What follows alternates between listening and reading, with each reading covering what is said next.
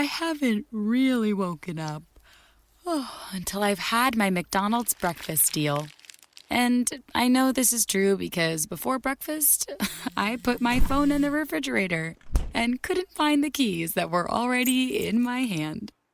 Nothing gets the morning going like the first sip of an iced coffee. Get any size and any flavor for 99 cents until 11 a.m. Price and participation may vary. Ba-da-ba-ba-ba. McDonald's. I'm loving it. Everybody needs just the right amount of fuel to get going in the morning. For some, a nice McDonald's egg and cheese bagel is just enough to do it. Others might prefer a McDonald's bacon, egg, and cheese bagel. Or perhaps a sausage, egg, and cheese bagel. And there are those where nothing will do but a hearty McDonald's steak, egg, and cheese bagel. 4 different breakfast bagels to get you going. Tomorrow morning, give your engine a head start at participating McDonald's. Ba-da-ba-ba-ba.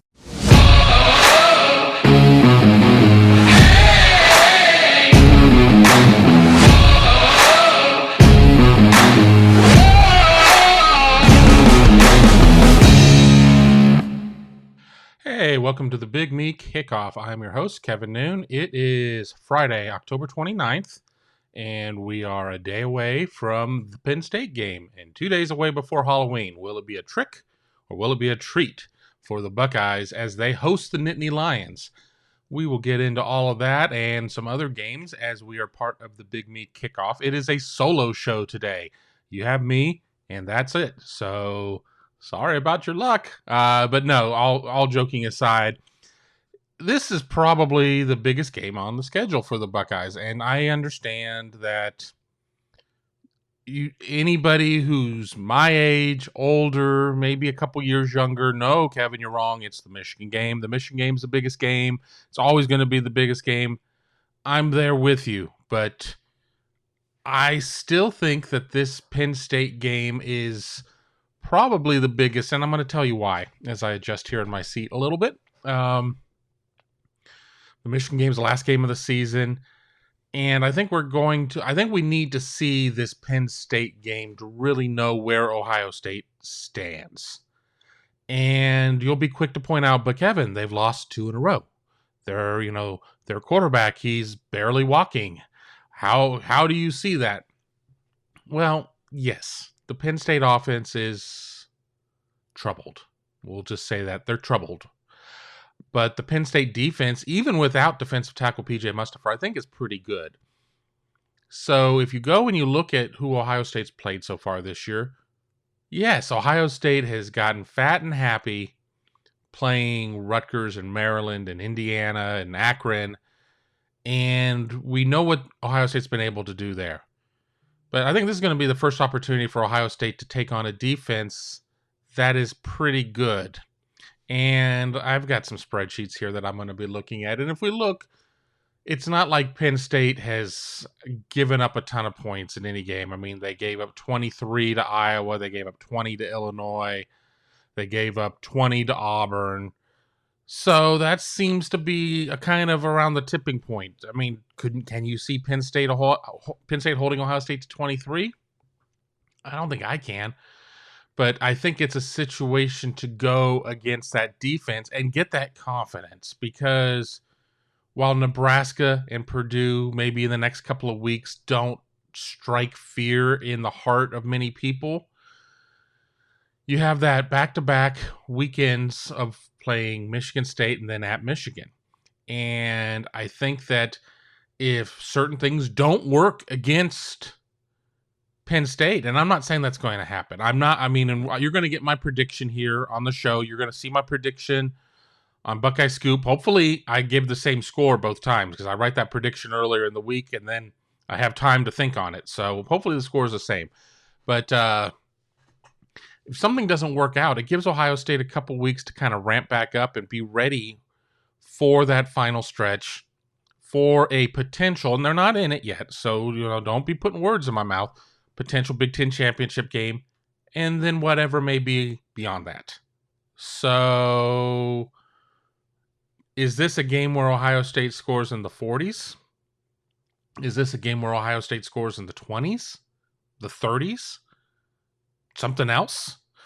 I think we really need to kind of see what's going to be there. I mean, the conditions are going to be good for Ohio State in terms of playing at home in a scarlet out. So if you're going, wear your red. I don't care if it's cold. Find something red. Be there to get the picture taken. And then if your jacket happens to be gray or white or what, don't wear blue. Please don't wear blue. But if it's a different color, so be it. Then stay warm. Don't freeze to death there. But by all means, if you have options, if you're going through your closet and you have 6 Ohio State jerseys, unless you have one that is like super lucky and there's just a reason why you have to wear it, wear a scarlet one, wear red. Just do it. Ryan Day came out on Thursday imploring fans to be loud. I'm certain it's implied to wear the red and make this scarlet, the shoe, successful. So, enough of that pitch. Let's kind of get into what it is that Penn State has done so far this season. And again, I'm looking here in my stats that I put together for my Tail of the Tape feature. If you haven't had a chance to read it, be sure to check it out over at Buckeye Scoop. So you'll see me kind of reading, and, it is kind of what it is. Now, Penn State against the rush. Obviously, last week against Illinois in that 9 overtime game was a bit of an outlier. Nobody else has run for 357 yards against them. Illinois only threw for 38. So you run it 67 times, you attempt 21 passes. I mean, that's a lot. I mean, that's 88 offensive plays. Granted, they played 9 overtimes, 7 of them being just one play jobbers, 2 of them being more traditional overtimes from the 25. But you look, and Auburn runs for $182 against them. Wisconsin runs for $180. That was week 1. That's before we knew that this Wisconsin team was broken. But you look at the last 4 games, starting at the Villanova game, and Penn State has given up 1 rushing touchdown, and that was to Illinois. So no touchdowns against Villanova, no touchdowns against Indiana, no touchdowns against Iowa. Now you're like, well, that's pretty impressive. You hear Indiana and you hear Iowa, and you're like, well, those are teams that can play defense. But you sit there and you look at both of those teams, what they're capable of doing on the ground. Indiana is averaging 113.3 yards per game, good for 107 out of 130 in Division 1A. Iowa is slightly better at 3.3 more yards per game. That's good for 103. Ohio State's averaging 207.6, which is good for 25th. Now, again, we know it's not about yardage. It's about what you're able to do. If you're able to punch it in the end zone, you don't win on total yardage, you win on points. Ohio State certainly has proven that it's able to get in there with one of the nation's best third down or red zone offenses. They're good on the third down too. I don't know why I had that on my mind, but I don't see Penn State being able to lock down the Ohio State offense at that point. So we hear that part, and then we certainly hear, I think it's more of a story about what Penn State's able to do with its back 7. Their secondary is very good. I like both their corners. Their safeties have 5 interceptions between them, 3 for one, 2 for the other. It's a good unit. But the thing is that they have not faced an offense like Ohio State's. Now, as we kind of go through here, nobody's thrown for 300 yards against Penn State. Nobody's thrown for 250. Only Ball State is thrown for 226. They're the only team to go above 225. Villanova goes for 222 in a game that, again, it's an FCS game. I gray those stats out when I look at this. You really can't gather that much. I mean, you're dealing with a team that has, what does 1AA, or what does FCS have? 1AA, like 53 scholarships. I mean, they're just not as deep. I mean, it's not even so much of me saying, well, they don't have the dudes, which they don't. But they don't have the number of scholarship players either. So you're taking guys who are playing a little bit of a lower classification. We're not saying this is a D3 school. I mean, hats off to Villanova for fielding a team, but you're taking a team that has fewer players, guys that are not playing 1A ball, FBS ball. It's not going to work out. So you sit there and you say, okay, well, Auburn throws for $185, Wisconsin throws for $185, Indiana $195, Penn State or Iowa $195. Well, that's good. This has got to be a great passing defense. Well, again, let's look here. Want to know the secret to a great night's sleep? It's purple. Why? Because only Purple mattresses have the Gel Flex Grid. It's the reason why Purple mattresses are soft where you want it, firm where you need it, and instantly respond to movement. The Gel Flex Grid flexes around pressure points to support your whole body, no matter how you sleep. Plus, the Gel Flex Grid is 80% air. It breathes, so you're not too hot or too cold. Learn more about Purple mattresses and the Gel Flex Grid at purple.com. Purple, reinventing sleep. Cloud is powering tomorrow's transformative missions. Federal agencies are partnering with SAIC to help them meet these critical moments, where bold moves require confident blueprints, where you can accelerate transformation through consistency, where you can innovate forward and never look back. SAIC quickly and securely migrates large-scale workloads to the cloud with the confidence you need to assure your mission. Learn more at saic.com/cloud. Hi, I'm Dr. Andreas Michaelitis, Chief Psychologist at Noom. But what's Noom and why does Noom need a Chief Psychologist? Noom is a weight loss program that works, with results that last. Because we know that changing the way you eat starts with your mind. With Noom's proven psychology-backed tools, one-on-one coaching, and flexible plans that emphasize progress over perfection, you'll have the tools you need to change your relationship with food. So sign up at Noom.com now and lose the weight for good. That's Noom.com. Penn State has faced two top 50 passing offenses. Auburn is 49th in FBS, and Villanova is 49th in FCS. Outside of that, everybody else is 78th or lower, with four teams 99th or lower. Indiana at 99, Iowa at 100, Wisconsin at 123, and Illinois at 124. You ask me, what's Ohio State? 7th. 352.1. Again, it's apples and oranges. You can't necessarily compare it, and I don't have the numbers of Ohio State's schedule right in front of me. I mean, obviously, Tulsa's numbers got inflated because of what Tulsa did to Ohio State, but we're not seeing those same types of mistakes. So Ohio State certainly has rectified some things there. I mean, Akron, I may as well gray them out too. I mean, they're an FBS team, but they're just not very good. I'm very curious. I'm very curious as to what we're going to see with Ohio State's offense against Penn State's defense. Because Penn State, the only chance Penn State has is to hold Ohio State to 21, 24, less. I don't see a Penn State team that's going to be able to put up a lot of points on the board. Penn State has put up 21 against Indiana, 20 against Iowa, 18 against Illinois over the last 3 weeks. So, I mean, they've not gotten to 21. So, in theory, if you're just basing it off of those types of trends, they need to hold Ohio State to 20. I don't see a scenario where Ohio State only scores 19, 18. So, Penn State has got to find a way to slow Ohio State down. Generally, the way that you would do a lot of that is by running the ball. Penn State has not been able to run the ball. Penn State's leading rusher, Noah Cain, has fewer yards this season in 7 games compared to what Trevion Henderson did in 1 game when he set the freshman record rushing for 277. I believe Noah Cain's around 250. I believe Kevon Lee is about 230. So, let's kind of go through the numbers here in terms of the team rush. So, the last 3 games, let's go to the last 2 games, and I'll explain why. Against Penn State, Iowa, 107, 2 touchdowns. Against Illinois, 62 yards, no touchdowns. Against Indiana, they did have some success running the ball. They were 42 carries for 209. They all count. I mean, that's certainly a high watermark right there. They did go for 240 against Ball State, but they go for 50 against Wisconsin. They go for 94 against Auburn. So if you sit there and you look at the 6 Division 1A games that they've played, 4 of them they've been in that 110 and less category. So generally, to keep the opposing offense off the field, you need to control the clock.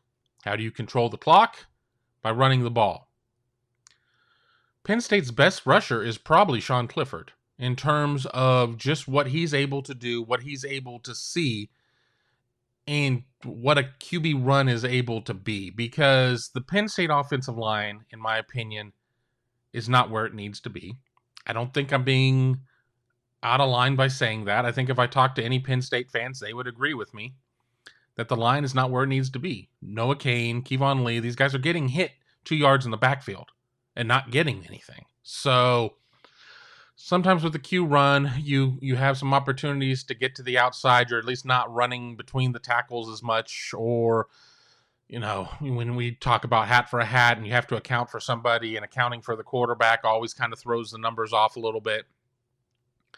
But, you know, if you believe the stories that he has cracked ribs, or at least, let's just say at least a rib injury. I know James Franklin said, oh, well, he's as close to 100%. Well, whatever the hell that means. What does that mean? Close to 100%.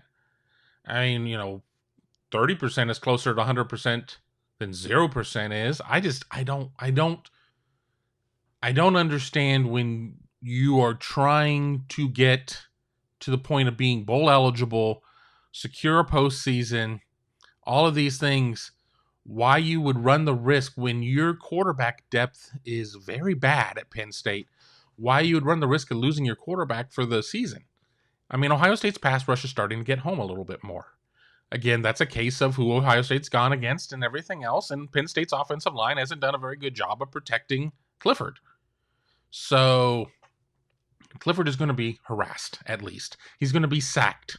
He's going to be hit. It's all going to happen there. I'm not advocating for any sort of, you know, rough tackling, you know, respect your opponent, respect the game, but I just don't think that Clifford's going to be able to get through all this. But I'm not convinced that Penn State head coach James Franklin is necessarily all there in terms of his game planning, his mindset. Yes, we've all misspoken in our lives. Some of us are public speakers, some of us aren't. Some of us do that, some of us don't. But we've all had our moments. But for him in one interview to sit there and say that they're looking forward to playing Illinois, who they just played last week, and going and playing at the Big House, it makes you wonder, is he really there? You know, his name is big in other jobs. USC, LSU, I mean, he's been mentioned for other jobs before. Is that just an indication that he's too busy kind of thinking about some other things? Is he maybe checked out? Maybe does he already have in his mind that he's going to be coaching somewhere else in 2022? I think only James Franklin can answer that. I mean, he just changed agents, going over to Jimmy Sexton. You know, Sexton represents a lot of high-profile coaches. You know, unless Jimmy Sexton gave him a better rate, which I don't necessarily think is going to be the case, why make the agent change? I mean, you know, this isn't Jerry Maguire. I mean, I don't understand why you make the change if you're not going to need the services of your agent. Now, of course, the other side could say, well, the reason why he does this is never waste a good opportunity to pad your contract. So maybe he sits there and flirts a little bit. Penn State, you know, was like, well, what can we do to keep you, James? And then you have an agent help negotiate that. But I tend to think that's not the case. And that's not saying that I'm convinced that James Franklin is going to be coaching elsewhere. But I'm not convinced that he is locked down solid to Penn State. Plus, how many times have we had a coach say, I'm not focused on any other jobs. I'm focused on whoever's next. In James's case, it's Illinois. I'm just focused on Illinois, taking on a great Illinois team at the Big House. Sling TV, built to save you money and bring you the channels you love, including ESPN, AMC, HGTV, and more. Watch your favorite comedies, dramas, suspense thrillers, news, sports, and more for just $35 a month. And your first month is only $10. Sign up now and start streaming right away on your TV, phone, and tablet. Take control of your TV solution with Sling. It makes TV flat out better. Go to sling.com to sign up now and get your first month for just $10. Weekdays starting at 4 on NBC4. Another school year with so much uncertainty. News 4 is working for you, dedicating important coverage to keeping kids safe at school. Helping you navigate the biggest issues facing parents, children, and teachers. And giving you expert guidance from local doctors and educators. And showing you ways to manage stress weekday afternoons starting at 4. We'll help you get through the school year safely. Weekdays starting at 4 on NBC4. We're working for you.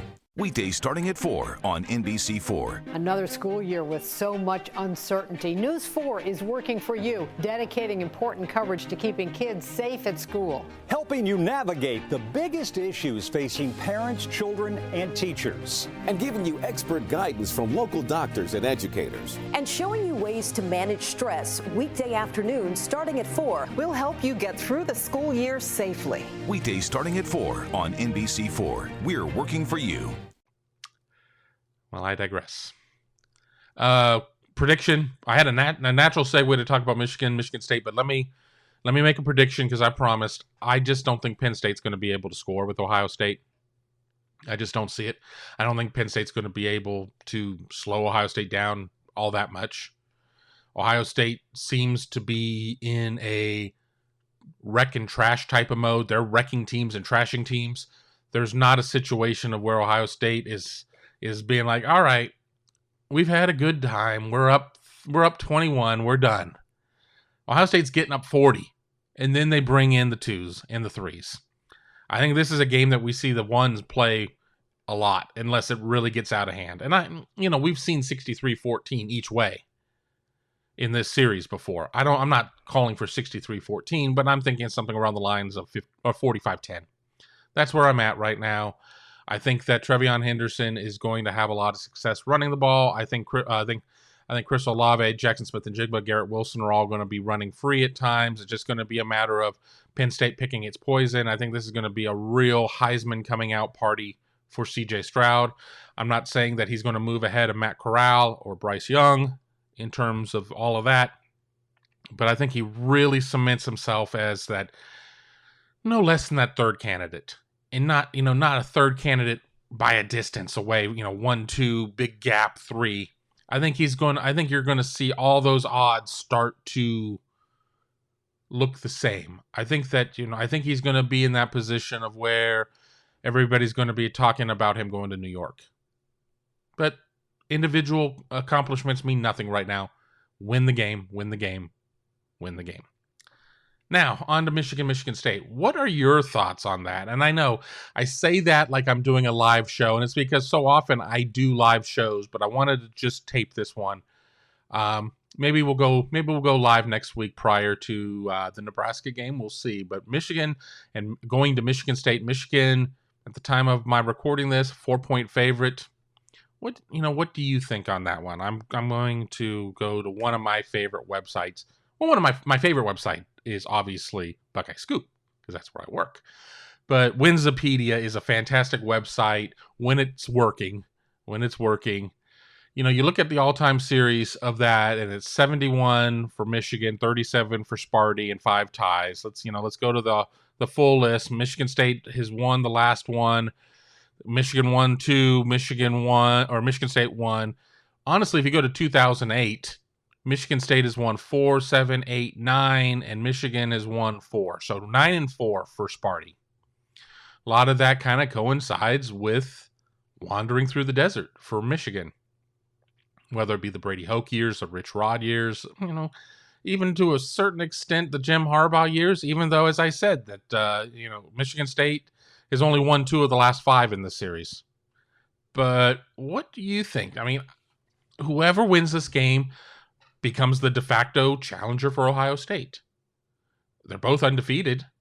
So whoever comes out of this game is going to have at least a game on Ohio State in terms of non-conference record. Ohio State's already sitting there with a loss. So what if Michigan State comes out ahead? What if Michigan State wins this game? They move to 8-0, and Michigan State has to come to Columbus the second to last week of the season. Ohio State certainly is going to be focused on Michigan the following week, but they're not going to be able to look past Sparty. You look at, I think Michigan State in terms of its offense is more diversified than Michigan. Kenneth Walker III is a tremendous back, but I think once we get closer to Michigan State, we'll prove that Kenneth Walker III runs against teams he should run against, and teams that he probably shouldn't run against, he hasn't. Now, this Michigan game will be a test, because Michigan can't do much, but it can stop the run, or it should. Then again, Rutgers had some success running against Michigan, so I don't know. I reserve to amend that comment once I really start to break down those numbers. So if Michigan State wins, does Michigan fall off the table? Do they just kind of implode at that point? Has Lucy pulled the proverbial football away from Charlie Brown? You know, we look at Michigan's schedule. They got Michigan at Michigan State, home against Indiana, at Penn State, home again, or at Maryland, and home against Ohio State. Indiana's pretty bad this year. I'm just going to say that. But, you know, what happens with Penn State? Can Penn State suck it up and put it together? The problem is that, you know, the one thing that Michigan is really, really good at, stopping the run, Penn State can't do.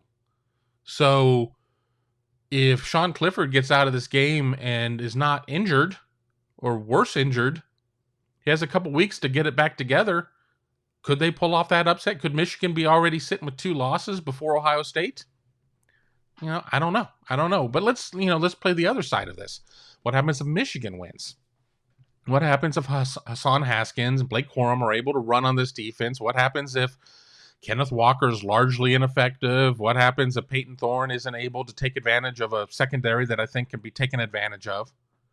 I'm not crazy about the Michigan State defense at all. I don't see it with them at this point. I don't have their numbers in front of me, but I think that they're a team that has to outscore you. So what happens if Michigan does that? Well, then Michigan State really runs the risk of falling off the table, in my opinion. And I'm working on pulling up their schedule as we're talking here. Michigan State has Michigan.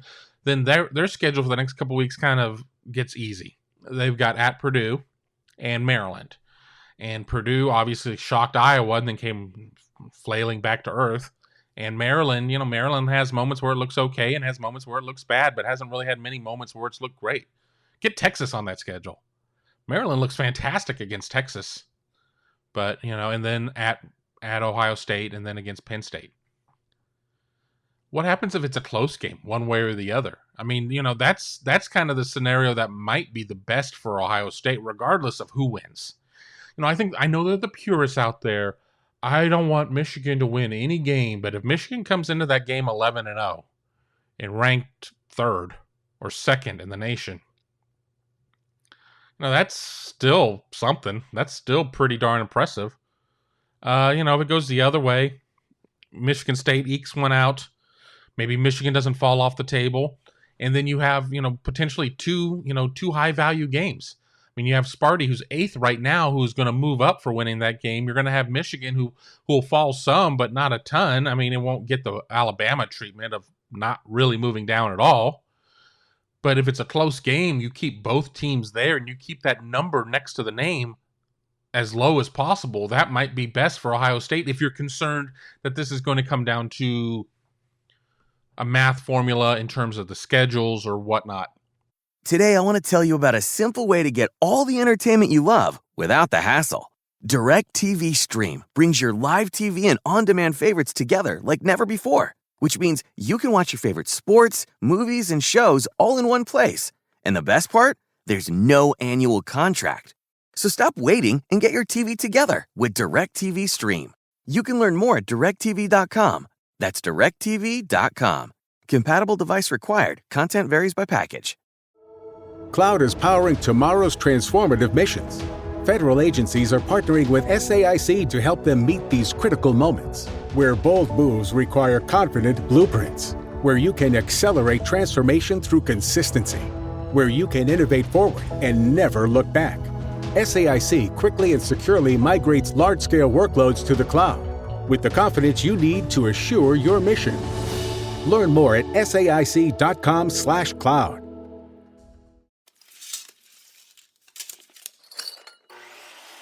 When your dad started building a man cave in your bedroom, you knew it was time to start building something for yourself. Let's job it up. At Career Builder, we're ready to help at every stage of your search. build a resume, get industry tips and advice, and apply to multiple jobs in just one click. Start your search at careerbuilder.com. I think you need to also look at what's going on with Oregon. There are people around Oregon, the Oregonian, that are already out there. They're already sensing what's going to happen, that Oregon is going to get punked, even if it goes undefeated, in favor of Ohio State. Now, what's more important? Is it more important to win that head-to-head? Is one game more important than the other 11? If you win that head-to-head, and then you look like poop for the other 11 games, and I'm not saying that they've been bad in all of them, but they've been bad in many of them, or losing that head-to-head game and then going out and being world beaters in the other 11, especially when your 11 are better than the other guy's 11.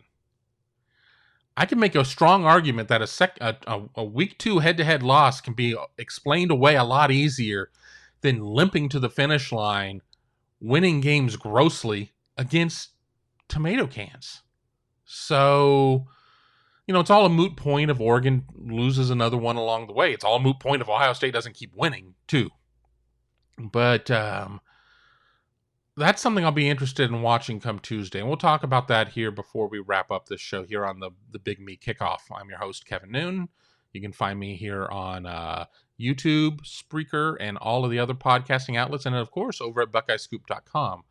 If you're watching me on YouTube, be sure to hit that subscribe button, click the bell, know when we're coming on with all of our great shows, whether it be the Morning Scoop or Buckeye Weekly Podcast or Gibbs in the Bank. We've got a lot of great content there around the Oval with Alex Lightman. We've got some stuff with Dom Smith. There's just a lot of great content. So be sure to sign up. Plus, that helps us with the YouTube algorithm. So that would be a big favor to me if you subscribe to the channel and hit that bell. Let's kind of run through a couple of other games, and then we will call it a week here. Jumping to my cheat sheet. We got Iowa and Wisconsin, which is kind of the third Big Ten game. That kind of loses its luster. Iowa doinks one off to Purdue. We certainly see that, Spencer Petras is not lighting the world on fire. The run game isn't necessarily there. It's a team that's getting it done with defense. Well, fortunately for Iowa, Wisconsin is a team that's getting it done with nothing. Nothing at all. Wisconsin can't score. Wisconsin can play some defense. I don't think it's as good a defense as Iowa is. Would it surprise you if Iowa screwed up and blew this game? It wouldn't surprise me one bit. I don't know how Wisconsin is going to score. I have no idea. But it's just an ugly game. I mean, Wisconsin is a 3.5-point favorite. Iowa is number 9 in the nation. Wisconsin is giving 3.5, and the over/under at the time of recording, 36.5. 36.5.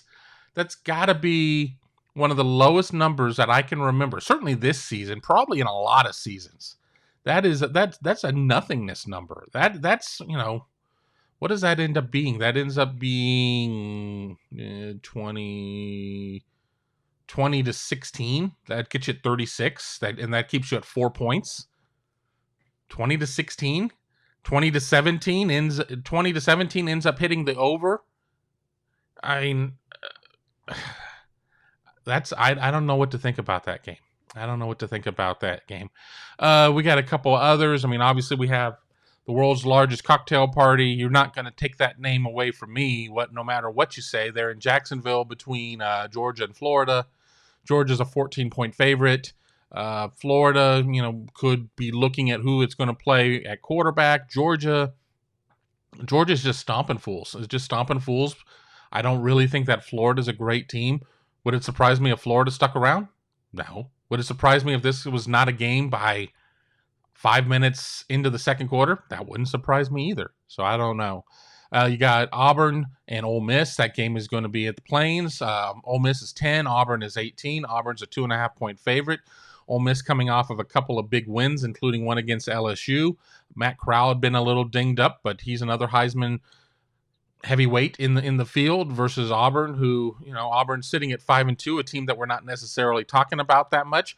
Penn State beat Auburn. in a game that I never really got to see, but that'll be interesting.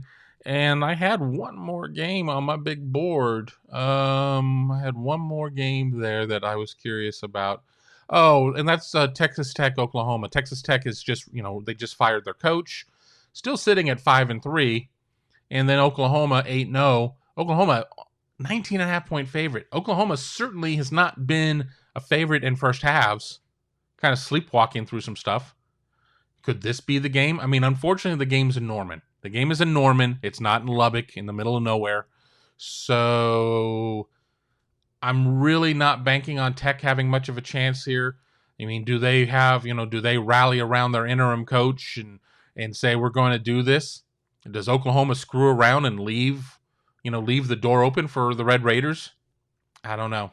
I'm not feeling it there. I still think that Bedlam, that game against Oklahoma State, is the biggest chance for Oklahoma to trip up. But I think after this Texas Tech game, all 3 games left on the schedule are trap games. I mean, because Oklahoma doesn't play on the 6th, and then they're at Baylor, home against Iowa State, and then play at Oklahoma State. All 3 of those games are very losable for Oklahoma if Oklahoma doesn't get there and take care of business. So we'll see. Last thing, and we will do a podcast for the college football playoff unveiling on Tuesday night. I am always interested in the first rankings and the last rankings. And then I kind of corrected myself over on the Ask the Insiders board. Said, I'm also interested in the second rankings. And here's why I'm interested in the second rankings.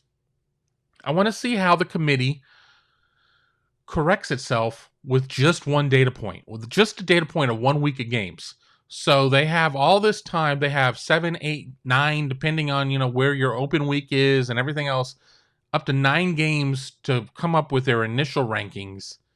And then the only thing that changes from week 1 to week 2 is 1 game. And not even everybody will necessarily play 1 game, again, depending on where open weeks are. So how does that move? What does the committee value? How is this committee different than last year's committee? How is this committee like any committee before? We don't know. So I'll be really interested. I am not expecting to see Ohio State in the top 4.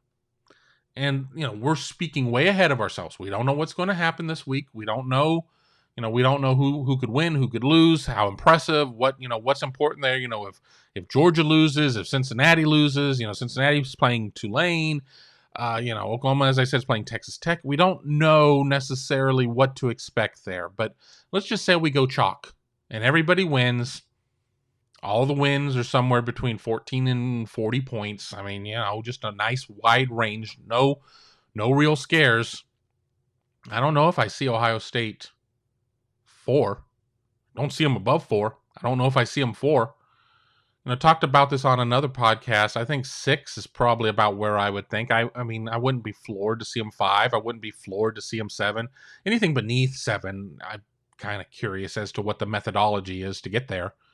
But I think 6 is kind of going to be the spot where Ohio State is. And before people freak out and say, well, 6, that's out. That's not only out, that's out times 2. Stuff has to happen. Ohio State's still going to play Michigan and Michigan State. One of those 2 teams is going to have to win that game. Now, we can't control anything, whether or not that those teams are going to have unblemished records. One of them is going to have an unblemished record going into the Ohio State game. But you still have that. You're obviously going to have the Penn State data point that's going to lead into this. You're going to have, a Big Ten championship game potentially. There's still a lot of opportunity out there to move up, and teams will cannibalize themselves. Alabama and Georgia likely will play each other in the SEC championship. Now, will that matter? Will a loss by Georgia probably wouldn't drop Georgia out based on what Georgia's done. A loss by Alabama should drop Alabama out. But SEC, it just means more. So I'm not sure there. But what are your thoughts? Be sure to hit me in the comments with what you think. I'll try and double back over the weekend, maybe on Monday. I always try to answer all of your questions that I can. One of those things that I do when we're not doing a live show. I really like the participation. But I think I've given us a lot to think about as we close in on about the 33-minute mark. I think we're going to call it a show. Once again, I am your host, Kevin Noon. This is the Big Me Kickoff Show, and I want to thank you for listening. I want to thank you for joining us at Buckeye Scoop. I want to tell you that you can follow me on Twitter at Kevin_Noon. You can follow the site at at Buckeye Scoop. Not a member of Buckeye Scoop? Give us a shot. Check us out. Let me know. Let me know if you're not a member and you're going to sign up. Let me know that you've done it. I want to say hello to you. If I see you out sometime, maybe I'll buy you a beer. If I can expense it, of course. But once again, I'm your host, Kevin Noon. I want to thank you all for watching. I want to thank you all for listening. Have a fantastic weekend and trick or treat, and we'll talk to you here very soon. Cloud is powering tomorrow's transformative missions. Federal agencies are partnering with SAIC to help them meet these critical moments, where bold moves require confident blueprints, where you can accelerate transformation through consistency, where you can innovate forward and never look back. SAIC quickly and securely migrates large-scale workloads to the cloud with the confidence you need to assure your mission. Learn more at saic.com/cloud. I haven't really woken up until I've had my McDonald's breakfast deal. And I know this is true because before breakfast, I put my phone in the refrigerator and couldn't find the keys that were already in my hand. Nothing gets the morning going like the first sip of an iced coffee. Get any size and any flavor for 99 cents until 11 a.m. Price and participation may vary. Ba-da-ba-ba-ba. McDonald's. I'm loving it. Fall is the season of gathering that brings us together with warmth and color. So whether it's a birthday, anniversary, or a special event, celebrate your friends and family with a gorgeous bouquet of roses from 1-800-Flowers.com. 1-800-Flowers makes it easy to brighten someone's day with 24 multicolored roses for just $39.99. To get 24 multicolored roses for just $39.99, visit 1-800-Flowers.com/tune-in. That's 1-800-Flowers.com/tune-in. Cloud is powering tomorrow's transformative missions. Federal agencies are partnering with SAIC to help them meet these critical moments, where bold moves require confident blueprints, where you can accelerate transformation through consistency, where you can innovate forward and never look back. SAIC quickly and securely migrates large-scale workloads to the cloud with the confidence you need to assure your mission. Learn more at saic.com/cloud. Fall is a season of gathering that brings us together with warmth and color. So whether it's a birthday, anniversary, or a special event, celebrate your friends and family with a gorgeous bouquet from 1-800-Flowers.com. 1-800-Flowers makes it easy to find your reason and brighten someone's day with exclusive offers and great values on bouquets and arrangements. To order today, visit 1-800-Flowers.com/tune-in. That's 1-800-Flowers.com/tune-in.